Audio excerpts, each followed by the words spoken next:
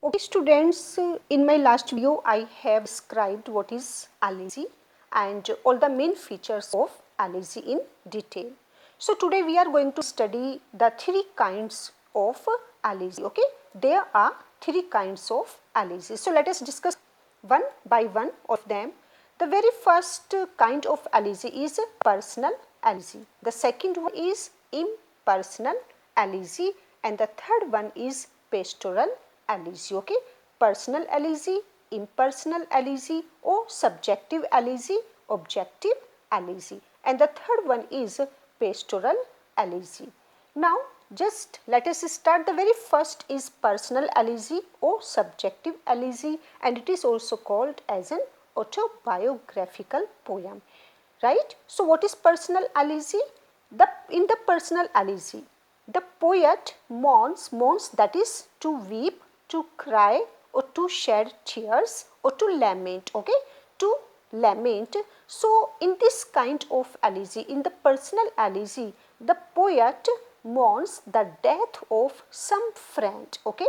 Maybe it may be that he is crying or he is lamenting or he is shedding tears either at the death of his some friend, okay, at the death of one of his friend or maybe his relative. So personal Allegy is in which the poet mourns the death of some friend or relative. And you can give example also in the examination. They are always asked to give two examples of personal Allegy or give three examples of impersonal Allegy in this way. So now these are the best example of personal Allegy. First of all, Rugby Chapel. Okay, Rugby Chapel was a personal Allegy of Matthew Arnold. Matthew Arnold, he was a Victorian poet, and through this poem Matthew Arnold, he pays a tribute to his father who was no more. So in Rugby Chapel, the poet, he was mourning the death of his father. The second one example can be taken, Lord Alfred Tennyson's Break, Break, Break. Okay, it was also a personal Allegy, and another Allegy of the same poet Tennyson, In Memoriam. Okay, the title is also suggesting that what kind of this Allegy or this poem is Allegy. First of all, In Memoriam and personal Allegy, and in both poems Tennyson, he laments at the death of his close friend Arthur Henry Hallam. So these kinds of Allegy were personal Allegy, right? Now just make a difference between personal and impersonal. Impersonal Allegy or objective Allegy. Objective means the person or the thing, maybe the general fate of mankind. Now impersonal Allegy is that Allegy in which the poet laments or cries or shed tears the general fate of mankind. Okay, now here is there is no friend, there is not non-person, there is not the relative of the poet, but now he is crying for what, for whom? For the general fate of mankind. Maybe poor person, right? Maybe simple person, maybe rejected or dejected person, maybe any person, but that is the general fate of mankind. And here we can have the best example of Thomas Gray. Thomas Gray, he was a transitional poet, he was a pre-romantic poet, and Thomas Gray's best Allegy, that is Allegy written in a country churchyard. In this Allegy, Thomas Gray, he was very serious, he was very philosophical, and he was very thoughtful because he was thinking of the poor person who because of their poverty, because of lack of money, they couldn't achieve any success in their lives, and because they couldn't achieve any big success in their lives, so they couldn't be paid any kind of regard or reverence, honor, or any kind of honor by others. So here Gray, he was very serious, and he was thinking of those poor forefathers of a particular village. And here he is not crying for his friend or for relative, but for the poor forefathers. And in another Allegy, Dover Beach, okay, I think that you have heard very well the name of Dover Beach also. Dover Beach, it was also an Allezy composed by Matthew Arnold, and Matthew Arnold was also a Victorian poet. Okay, Tennyson was also a Victorian poet and Matthew Arnold was also a Victorian poet. And in that Dover Beach, Matthew Arnold, he was also very thoughtful, very serious, very sad. Why? Because here we can find the difference between personal and impersonal. Matthew Arnold, he was lamenting at the death of spiritualism. Okay, spiritualism, that the people, they have got very materialistic, they have become very money minded, or their hearts are completely dried of love, dried of affection, and all the time they think only and only of getting money, how to get it and how to spend it. Means throughout the life, man is always busy in getting money and then in spending money. So in the Dover Beach, we find the death of spiritualism. Okay, means fall of spiritualism and rise of materialism. So here you find this difference.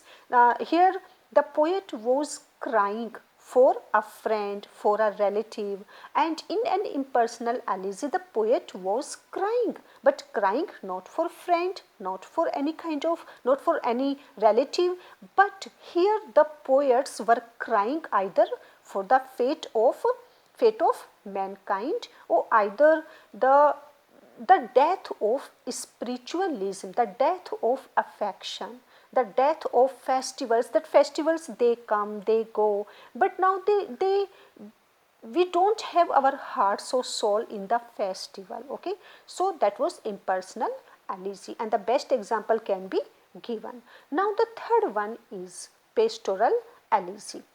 This kind of Allegy is very important.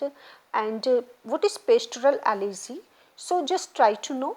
Pastoral Allegy, I can give you the best example of Adonais. Adonais, that was a pastoral Allegy composed by P.B. Shelley, right? John Keats, when he was dead, P.B. Shelley, he was so angry, or he was so full of emotion, because John Keats was a very younger romantic poet. Okay, he was the youngest. We can say that John Keats was the youngest romantic poet, and P.B. Shelley, he was very sad to hear the news of his death, so he couldn't control himself, and then he composed Adonais. So Adonais was actually, that was both. That was that was a pastoral Allegy, but that was both. That was a personal Allegy, and that was also an impersonal Allegy. Though P.B. Shelley, he was crying at the death of John Keats, but he was there are also autobiographical elements, personal elements, because P.B. Shelley, he was also reminding his own pain,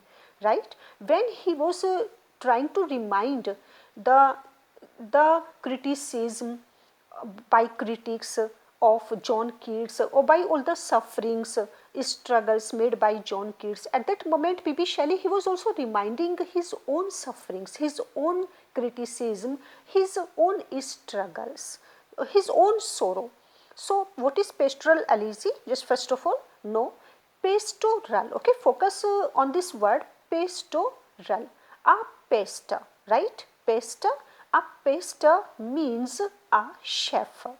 So when you come to know this word, that what does it mean? Pastor is a shepherd. So pastoral means relating to a shepherd, right? So pastoral means concerned with a shepherd, or relating to a shepherd, or a shepherd life, right? So only this meaning will be sufficient to be written in the exam, that pastoral means either related to the shepherd life, or concerned with a shepherd. And because Allegy is a song which is sung on the death of someone, right? Allegy is a song, a mourning song, and it is always sung, it is always composed at the death of someone. At the death of someone, maybe friend or maybe relative, and here was John Keats. And pastoral, that is relating to a shepherd life. So now pastoral Allegy. Therefore, the Pastoral Allergy is a poem of lament. Okay, I am telling you again, what does it mean, lament? Lament, that is sad or mourning song, because Elegy is a poem of lament. So the Pastoral Allergy is a poem of lament in which one shepherd, okay, because pastoral means that is related to shepherd life. So now here we can assume that when a shepherd dies, other shepherd, they come one by one, they pay their tribute, and now they lament at the death of that shepherd. So this is related to shepherd, right? So therefore, the Pastoral Allergy is a poem of lament in which one shepherd mourns the death of another shepherd. Are you getting this point? Focus your attention on this line, that Pastoral Allergy is that elegy in which one shepherd mourns, or one shepherd weeps at the death of another shepherd.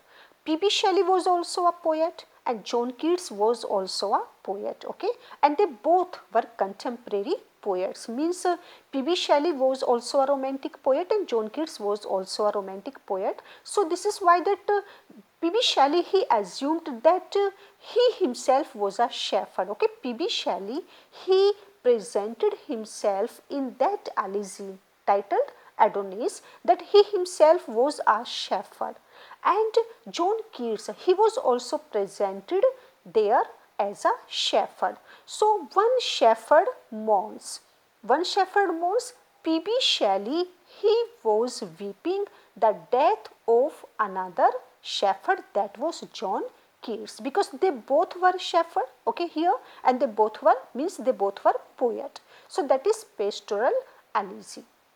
In brief, you have to keep in your mind only this thing, that the Pastoral Allergy is a sad poem in which one shepherd weeps the death of another shepherd, right? That will be sufficient. Now just look all the main characteristics of Pastoral Allergy, all these qualities, all these features we shall always have in this kind of elegy, Pastoral Allergy, because it is very different. This kind of elegy is very different from personal elegy or impersonal elegy. There are not a fixed rule or regulation that it must be, it must not be, but there are, just like epic or mock epic, there are some rules, that is that there are some characteristics or features of Pastoral Allergy. And the very first is very important. The very first is he invokes, okay. Who is this he? The poet of a Pastoral Allergy. Now he invokes a goddess, means the poet, when he starts to compose Pastoral Allergy, first of all he will invoke whom? He will invoke the goddess of learning, that is, because he is a poet, he invokes a goddess who appears. First of all, he invokes a goddess, he addresses a goddess and asks her to come goddess, because your son is dead, and just come here, tribute you, that is pay your tribute also, just give your tears also, and you have to come, because your son, your dearest son is now no more. So there is a very emotional appeal to the goddess of learning. We can say that to the goddess of poetry, okay. So, and because the poet is crying, the shepherd, because the poet is crying and he is making a request to the goddess of poetry, who appears. Now the goddess of poetry, she appears, and not only appear, she also cries, okay, she also laments for the dead shepherd. All these characteristics you will find in Adonis, where P.B. Shelley, he cries and he invokes the goddess, the muse, and she also appears and she also cries she weeps very bitterly at the death of John Keats, because it is assumed that now John Keats is no more.